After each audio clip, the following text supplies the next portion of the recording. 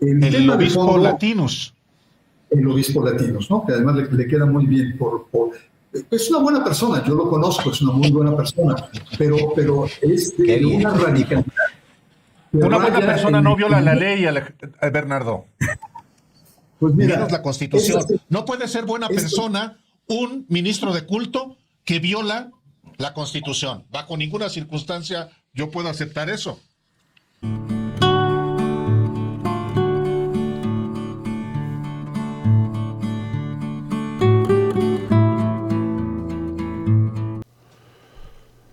Vamos a ir a una entrevista que hicieron los periodistas Álvaro Delgado y Alejandro Páez a un psicólogo de nombre Bernardo Barranco, especialista en creencias religiosas.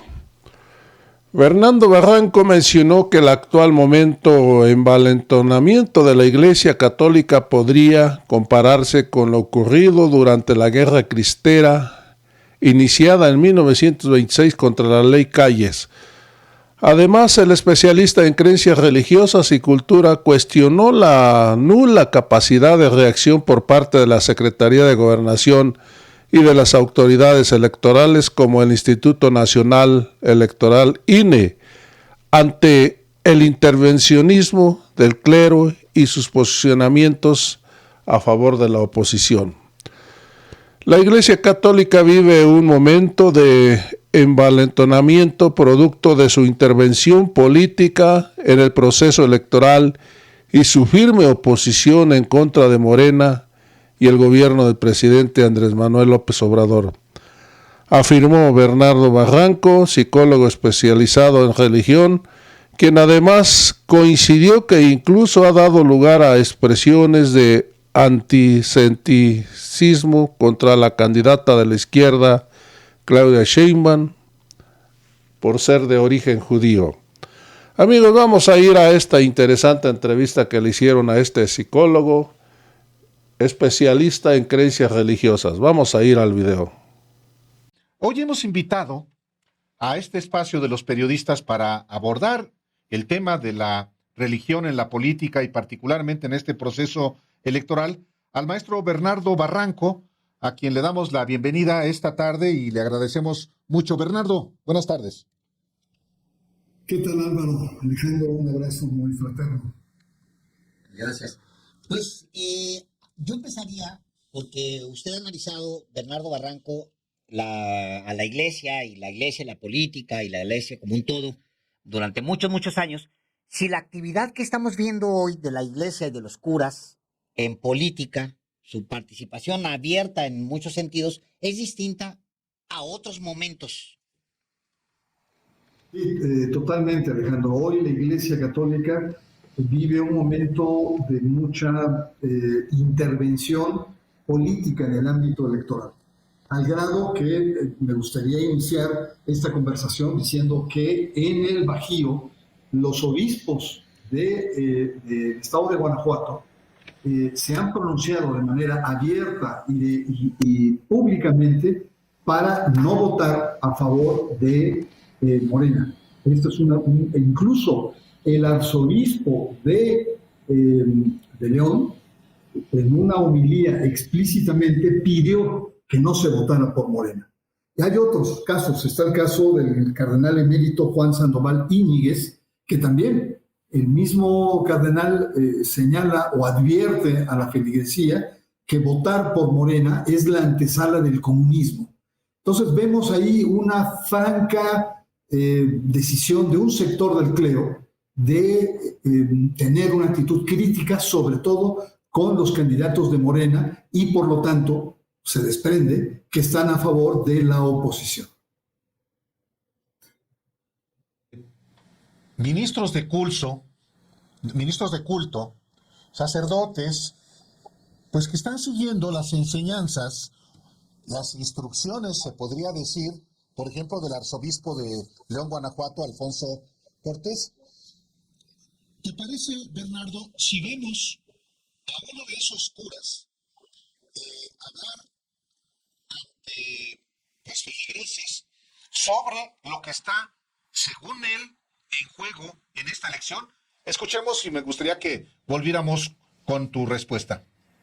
Sean todos ustedes bienvenidos a este canal donde hemos compartido nuestra fe, hemos platicado respecto a diferentes elementos, diferentes cosas que tienen que ver con nuestra fe católica. Y también hemos estado hablando acerca del proceso electoral que se avecina el próximo 2 de julio. Quiero agradecerles una vez más que vean este video, porque este video lo preparé especialmente para mis hermanos católicos de Escuela de Pastoral. Y lo he titulado Un fantasma recorre México. Es el fantasma del comunismo. Está por terminar el sexenio de Andrés Manuel López Obrador. Un sexenio que pasará a la historia como el más corrupto, el más violento y aquel en el que tuvimos el gobierno más inepto que hemos visto en la historia de México desde que existe como país hasta el día de hoy. En cuanto a la corrupción, López Obrador no solo se rodeó de los más corruptos militantes de los otros partidos, como el PRI y el PAN, sino que permitió que una serie de funcionarios opacos. Es solamente un fragmento. Y se sigue. Porque se sigue con una retahíla de expresiones, Bernardo, que tú las definirás, pero simplemente con lo que comienza.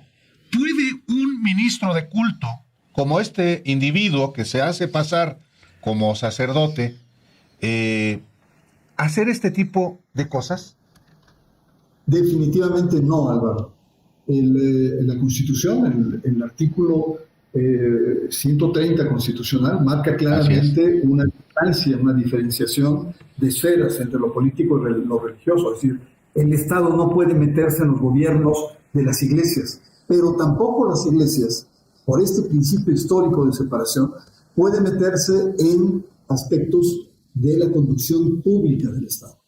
Y hay otros ordenamientos, en la propia ley electoral lo prohíbe de manera tajante, no puede meterse. Incluso el antecedente de un discurso muy parecido a este que dio el cardenal emérito de Guadalajara, Juan Sandoval Íñiguez, le llevó a las autoridades electorales a bajar la elección y a repetirla, porque en periodo de veda el cardenal hizo un planteamiento parecido. Entonces estamos ante un momento de, podríamos decir, envalentonamiento de la Iglesia Católica que no veíamos desde hacía mucho tiempo. Incluso algunos lo comparan con lo que pasó en la Guerra Cristera, donde los sacerdotes, el clero, los obispos salían a enfrentar rabiosamente al máximo gobierno.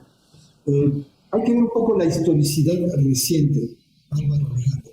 Y esto lo entendemos de una especie de una radicalización paulatina por parte de los obispos. El epicentro viene desde que Andrés Manuel López Obrador toma el poder y tiene una interlocución muy abierta con los evangélicos. Incluso se decía si era evangélico, no, cuál era, le promete estaciones de televisión, etc. Pero la gota que derrama el vaso es el asesinato de los jesuitas en la Tarahumara en 2022. Y es ahí donde los obispos empiezan a emitir documentos en donde reprochan la política de seguridad del gobierno y reprochan además el tema de la migración y reprochan además su estilo de estar culpando al pasado y no responsabilizarse por temas actuales. Los mismos obispos sacan varios documentos en apoyo a estas marchas que se hicieron a favor del INE, documentos y además también a favor del tribunal. Es decir, lo que tenemos ahí es una secuela de una radicalización que no había pasado desde hacía muchísimos años por parte del episcopado. Otro elemento fundamental es que los obispos muestran músculo organizando jornadas por la paz, jornadas en todo el país donde hacen un diagnóstico de lo que está pasando, de cuáles son las principales causas y las posibles soluciones. Todo este movimiento que se dio el año pasado culmina con el famoso documento sobre la paz, en el cual los diferentes candidatos firman. Y ahí Claudia Sheinbaum firma diciendo yo estoy por la paz, pero no comparto el diagnóstico. porque el diagnóstico es un diagnóstico cuya cercanía ideológica, conceptual y política está más ligado a la oposición. Y ahí Claudia dice, yo tomo distancia de estos planteamientos. Entonces, lo que tenemos ahora es un activismo que es totalmente inconstitucional, y aquí me quisiera preguntar, ¿qué está haciendo Gobernación? ¿Qué están haciendo las autoridades electorales? ¿Qué están haciendo a nivel local para ponerle pues, un freno a algo que es indebido? La Iglesia, lo digo de manera categórica, tiene prohibido meterse en los procesos electorales, a favor o en contra o llamando a la abstención. La Iglesia no puede intervenir en los procesos electorales. Pueden los católicos, en tanto ciudadanos o individuos, pero no las estructuras religiosas, como estamos viendo. Hay en la historia de México, sobre todo en el siglo XX, una ideológica identificación, digamos, contra el judaísmo, contra los judíos, contra los comunistas, que ya ni existen, pero bueno, contra los comunistas,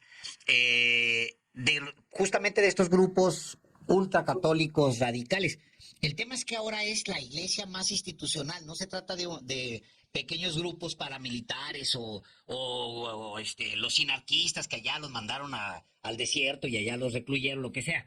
Ahora se trata del aparato de la iglesia, diría, no sé, Bernardo Barranco, como un todo, participando abiertamente en política y con, digamos, una Secretaría de Gobernación ausente, no sé si por prudencia, pero incluso por una orden específica del presidente de México de espérate, déjalos que se sigan, pero sí hay, yo lo veo como orgánico, pues, no sé si comparte la visión, Bernardo Barranco. Totalmente, es un proceso en donde los obispos se han radicalizado. Y en torno a la paz, a la construcción de la paz, que es como su eje, están haciendo un llamado a las diferentes fuerzas políticas, pero en realidad están haciéndole el caldo gordo a la oposición. Simplemente basta ver el mensaje del obispo de León o el obispo Sandoval Íñiguez u otros. La crítica que hacen hacia el gobierno, hacia el presidente López Obrador, diciendo que es lo peor que nos ha pasado en este país, que peor no podemos estar. Una lectura demasiado dramática y pesimista que está haciendo.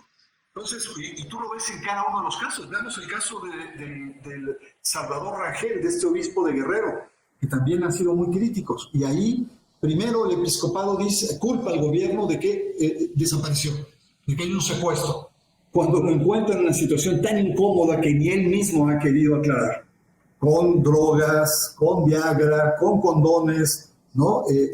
Sale y hablan ahora de una persecución religiosa.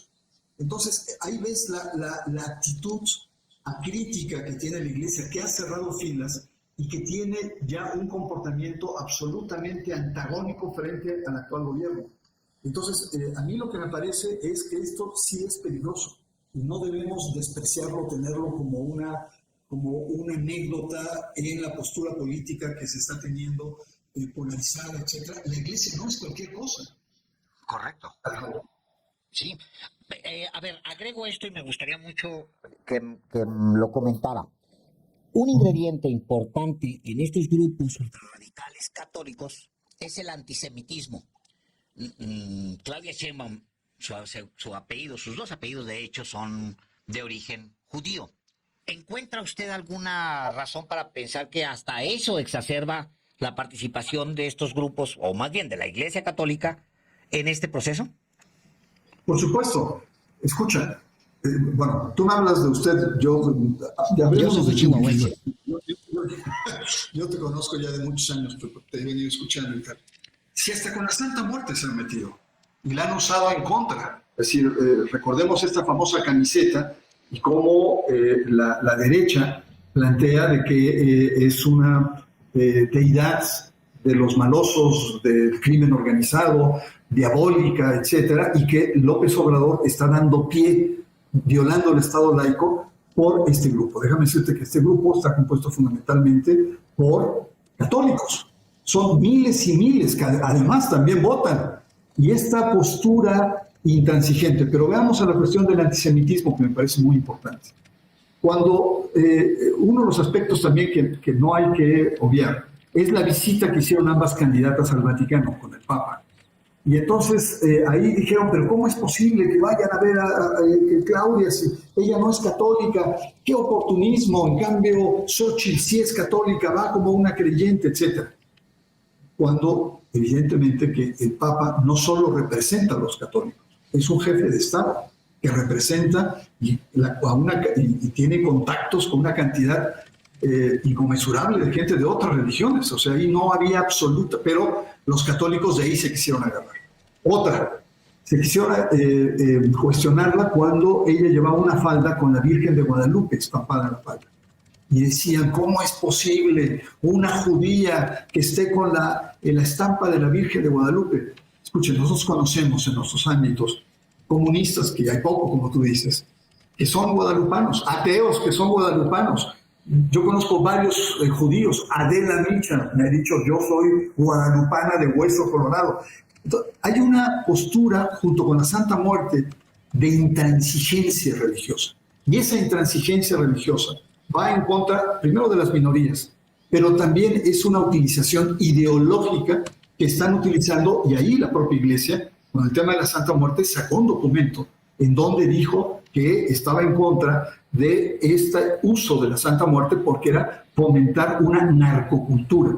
Entonces vemos por el lado político, por el lado simbólico, por la dimensión cultural, un posicionamiento indebido que no debe pasar. Y ahí sí, si el presidente ha pedido mayor mesura o no, está sentando un precedente pues muy complejo. Porque si algo nos ha caracterizado como país es que la paz que hemos tenido es una paz que está garantizada por la laicidad del Estado. Todas estas acciones violan la laicidad del Estado. Y entonces sí me parece muy preocupante. Lo político, escuchemos, cuando se dio en 88 el episcopado pacta con Salinas de Gortari las relaciones entre Vaticano y la Santa Sede, la existencia jurídica de la Iglesia y cambios constitucionales. La Iglesia apoyó a Salinas de Gortari. En el 2000, la Iglesia Católica apoyó a Vicente Fox. Dio saludo a la alternancia durante el proceso, pero no había tenido ninguno de estos dos casos de una clara inclinación política, estas posturas tan sesgadas, tan violentas y tan antilaicales que está teniendo la Iglesia actualmente. Y que para mí es, como estudioso del tema religioso, evidentemente que es un tema de profunda preocupación. Pero además, no estamos solamente ante unos 2, 3 curitas fanáticos. Estamos hablando de la propia conferencia del Episcopado Mexicano, que es el organismo que agrupa la estructura de la Iglesia Católica en México. Y hay una abierta violación a la Constitución General de la República vigente. El artículo 130, tú lo invocabas hace un momento, Bernardo, pero yo quiero leer el inciso E del artículo 130 de la Constitución. Dice, los ministros no podrán asociarse con fines políticos ni realizar proselitismo a favor o en contra de candidato, partido o asociación política alguna. Tampoco podrán, en reunión pública, en actos de culto o de propaganda religiosa, ni en publicaciones de carácter religioso, oponerse a las leyes del país o a sus instituciones, ni agraviar, ni de cualquier forma, los símbolos patrios. Aquí hay dos elementos que claramente están siendo violados con el activismo, no solamente del cura de Querétaro, el que escuchamos hablar de que el fantasma del comunismo recorre a México, no solamente de él, sino del obispo, el arzobispo de León, y del continuo desafío, por ejemplo, de Ramón Castro, el obispo de Cuernavaca. No solamente es el caso de estos, es también este proselitismo, proselitismo en contra de Morena, y también el que se opongan a las leyes o a sus instituciones. la institución presidencial es una institución reconocida por la Constitución en México. Aquí por lo menos observo 2 violaciones a la Constitución, Bernardo. Sí, totalmente, lo has planteado muy bien. Y si nos vamos a la ley electoral, también lo dice muy claramente. Y hay sanciones que pueden ir desde la amonestación o lo que se llama apercibimiento hasta la suspensión de alguna diócesis o donde se hicieron con más multas económicas. No, totalmente. Aquí lo que está en juego, y por cierto, te hago un paréntesis, pero al obispo Casio y Castro le apodan el Monseñor Latinus por su cercanía ideológica al grupo Loret de Mola, que es una postura muy radical, muy anti López Obrador. El obispo Latinus. El obispo Latinus, ¿no? Que además le queda muy bien es una buena persona, yo lo conozco, es una muy buena persona, pero es de una radicalidad. Una buena persona no viola la ley, Bernardo. Pues mira, menos la Constitución. No puede ser buena persona un ministro de culto que viola la Constitución. Bajo ninguna circunstancia yo puedo aceptar eso. Bueno, ya me regañaste, pero es simpático, pues, si lo quieres dejar ahí, ¿no? Sí, sí, sonó como regaño, Ricardo. Perdón, Bernardo. Lo que yo creo en todo esto es que la dimensión de la laicidad, la laicidad ha sido un instrumento desde fines del siglo XIX, un instrumento de estabilidad, de convivencia entre los diversos. ¿Por qué? Porque primero lo que hace la laicidad del Estado mexicano es garantizar la libertad religiosa de los que creen y de los que no creen también. Eso me parece muy importante. 2, hay un elemento muy importante en el que plantea el tema de piso parejo. Es decir, puede haber grandes religiones, grandes estructuras eclesiásticas. El Estado tiene la obligación de hacer valer las pequeñas. Por lo tanto, tiene una dimensión de inclusión de las pequeñas profesiones religiosas y de respeto, ¿no? De los que creen y de los que no creen. Por eso, grupos, minorías homosexuales, etcétera, reivindican el Estado laico. ¿Por qué? Porque es la única manera en cómo ellos se defienden. Y finalmente, uno de los aspectos centrales de la laicidad del Estado mexicano es que asegura la convivencia pacífica entre los diferentes. Es decir, el Estado es garante de una convivencia pacífica entre los diversos. El Estado tiene la obligación de poner orden en la cancha cuando ésta se desordena, como lo estamos viviendo actualmente. Entonces, ciertamente, estamos cuestionando mucho el papel de lo religioso, pero también deberíamos pensar sobre qué está haciendo la autoridad competente frente a esto. La autoridad competente debería estar ya dialogando con el episcopado y por lo menos decirles, señores obispos, ya bajen un poco, ¿no? La cosa está tan caliente en el proceso electoral, está tan polarizado, ¿no? Que todavía agregar un elemento más, sobre todo siendo lo religioso, que puede motivar sentimientos de fanatismo, de seguimiento ciego en algunos momentos, que puede ser candente. Entonces, yo sí creo que la actual crisis de coyuntura, la responsabilidad más importante, evidentemente, que es del episcopado y de la estructura religiosa. Pero también hay un componente de responsabilidad del propio Estado mexicano, el gobierno, que no ha sabido, no ha podido o no ha querido meter en cintura estas violaciones a la Constitución mexicana. A ver, Sef. Iba yo a recordarle a Bernardo y al auditorio que en 2021, también en una coyuntura electoral como la que está en curso, hubo una sola, un solo pronunciamiento del gobierno de México sobre el activismo que también en aquel momento hubo de ministros de culto religioso.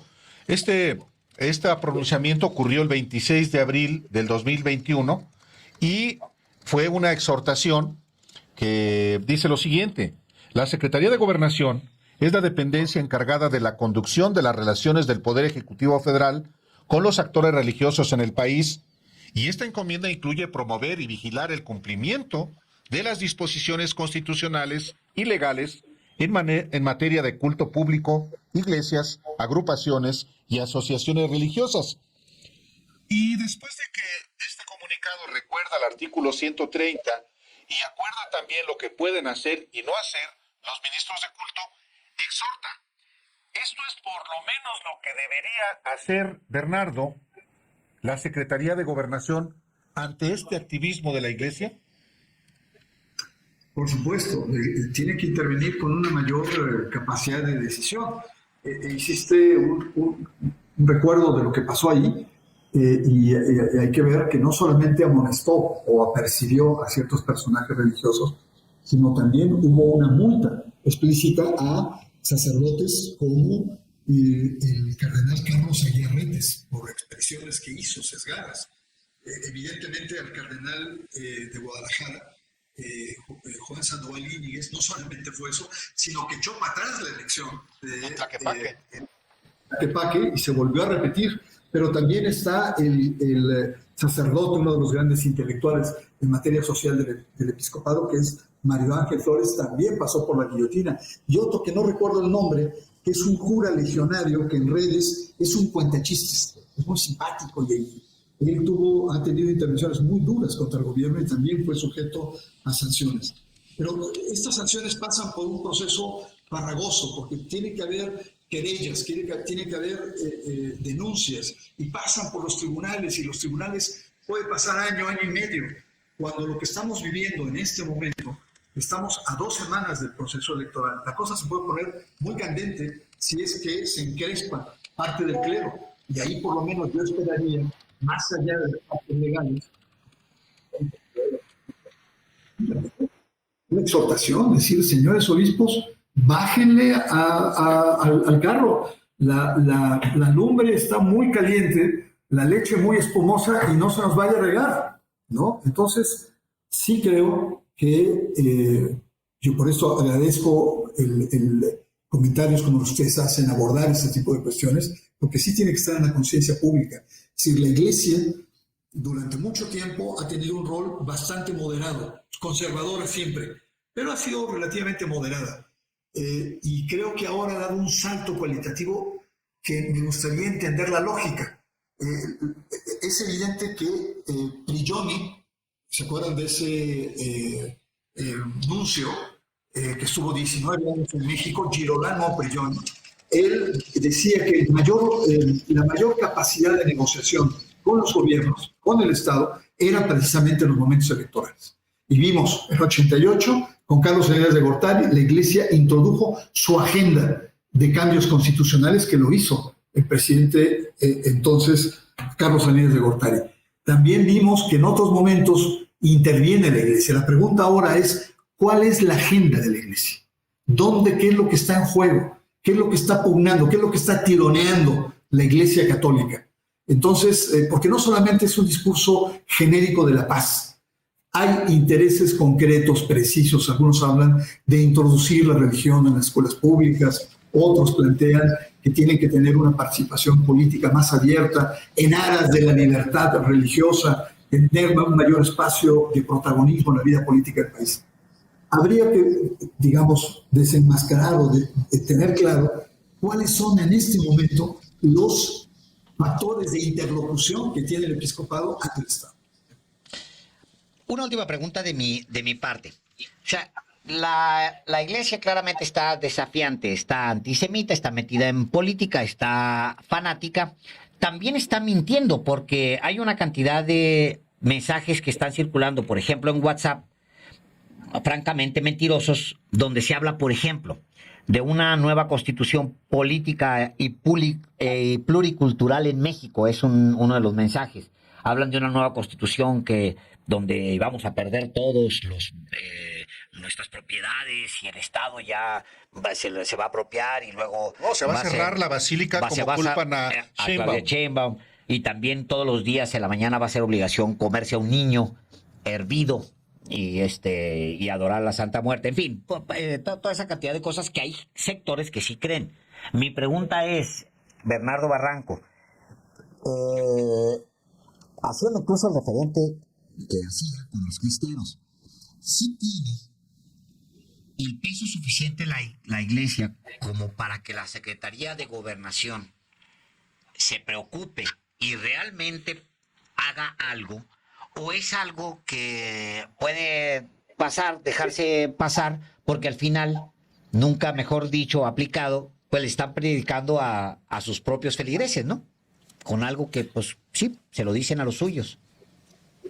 Sí, es muy interesante la pregunta que haces, Alejandro, porque nos muestra o nos lleva a plantear que la Iglesia Católica, no solamente en México, en América Latina y gran parte del mundo, está viviendo una grave crisis, un decline muy radical, que tan solo, por ejemplo, en Brasil, el decline católico llega hasta más del 50%, cuando en la década del 90, del siglo pasado, el 90% eran católicos. Pero así lo podemos encontrar en Chile. En Chile, frente a la crisis de pederastia, la feligresía católica se derrumba de manera estrepitosa, derrumba más de un 14%. Solamente hay 2 países donde este declive ha sido, digamos, más terso, que es Paraguay y México. En México estamos cada decenio viendo cómo baja, pero no es una caída dramática como en otros países. Estamos alrededor del 86%, 87% de católicos en este país. Esto nos marca también la necesidad de la Iglesia de volver a reactivarse como un elemento central en la vida pública, en la cultura, etcétera, frente a la caída de fieles. Lo que está haciendo es usar esta enorme influencia simbólica que tiene frente a la población, de volver otra vez a reactivarse. Solamente lo puedo entender así, porque de otra manera estaríamos hablando de una iglesia que va al suicidio, que no solamente está decayendo por los escándalos financieros, está decayendo por una crisis de vocaciones, está decayendo por los escándalos de pederastia que son dramáticos, ustedes han registrado en sus emisiones, y otros factores. Pero la iglesia católica en el mundo, pero particularmente en América Latina, está en una franca decadencia, de tal suerte que este revire que está haciendo la Iglesia Católica es probablemente un revire simbólico de decir, aquí estamos el cuerpo episcopal, la Iglesia está unida y la Iglesia está en actitud, francamente, de ser gravitante en la vida política, en la vida cultural y en la vida religiosa del país. Entonces, sí, el tema es que la Iglesia, hoy por hoy, está viviendo momentos también muy dramáticos. Muchísimas gracias, Bernardo, por la oportunidad de platicar con el auditorio sobre pues estos aspectos en esta coyuntura electoral, este desafío de ministros de culto. Y, no, hombre, ¿cómo te voy a andar regañando? Pero no me parece correcto, no por ti, sino por el Así me regaña a mí, maestro Barranco. Aprovecho que está usted aquí. Ahora Aprovecho que está usted aquí. No, De una vez aprovecho. Tenemos por lo menos un sindicato entre las víctimas del señor Delgado. Sí. No, digo, aprovechando que está usted aquí, porque luego. Muchas gracias, Bernardo. No, lo entiendo. Un abrazo. Gracias, maestro Barranco. Hasta muy pronto. Adiós. Gracias.